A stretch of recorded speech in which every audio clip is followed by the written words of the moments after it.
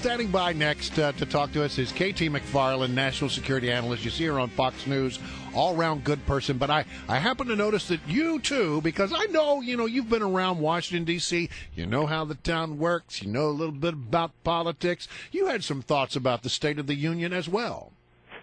Yeah, I think nobody in the country cares. And nobody outside the Beltway cares, and nobody inside or outside the Beltway believes him. Yeah. I mean, look, I've worked on State of the Union addresses in the past, writing the foreign policy and defense sections, and I've got to say this one was really thin gruel, and particularly looking at the faces of the people in the chamber. All the polls are now saying that, nobody likes Congress, nobody believes the president, they think he's a nice guy, but they don't think he's a very good president. And for the first time, greater numbers of people have said they're not going to vote for their legislator. They're not going to vote to reelect their representatives to Congress. So that's got them thinking, ooh, Obama, we'd like to see the back of you as fast as we can. All right, now let's move on to the other topic, and that is, many people are looking as the Olympics draw nigh about the security situation in Sochi. Yeah.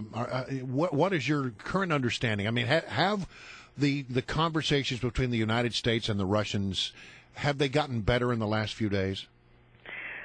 Probably not. I mean, the Russians know we're standing by to help, but frankly, I think that our biggest advantage, the way we can help, is if something goes really, really bad, we can help get people out of there. The Russians, I don't think they want help because they don't want people to see what they're going to do to those suspected terrorists. But Putin has made his career killing Chechen terrorists. He was the one guy who could defeat the Chechens. So for him, it's personal. And the problem is that before there was al-Qaeda, there were Chechen terrorists. I mean, they've been around for decades. And the Olympics are being held smack dab in the middle of their homeland. So everybody's got an incentive to do their thing. And the Chechens really want something bad to happen, and Putin really wants to prevent it. Putin has even gone to the extent of sending officers door to door to take cheek swabs, taking the little swabs out of the cheek of women to make DNA samples in a DNA database. So if there are suicide bombers, they can take the body parts and compare them to the DNA samples and then go back to that woman's family and hold them responsible. So they're not messing around. My feeling about it all, though, is that the Chechens have shown that they can operate throughout Russia. They put a dirty bomb in a Moscow park 30 years ago. They've had attacks in Moscow and Volgograd most recently. I think that the safest place in Russia is probably inside the Ring of Steel at Sochi.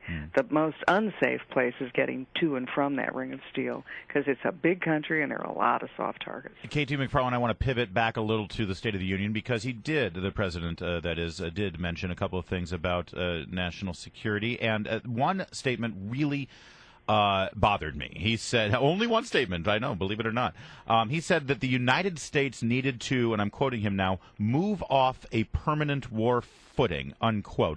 And that sounds all flowery and nice, but have our enemies moved off a permanent war footing, KT McFarland? No. In fact, what you saw even a few days ago was al-Qaeda marrying up with the Chechen terrorists.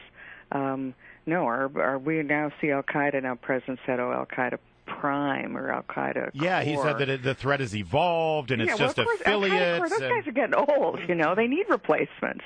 And so al-Qaeda is now in more places and in greater numbers than anywhere else in the world. I mean, Egypt 5 years ago, Egypt was a strong country. What's Egypt today? Roiled with violence in the Sinai Peninsula that's al-Qaeda-led.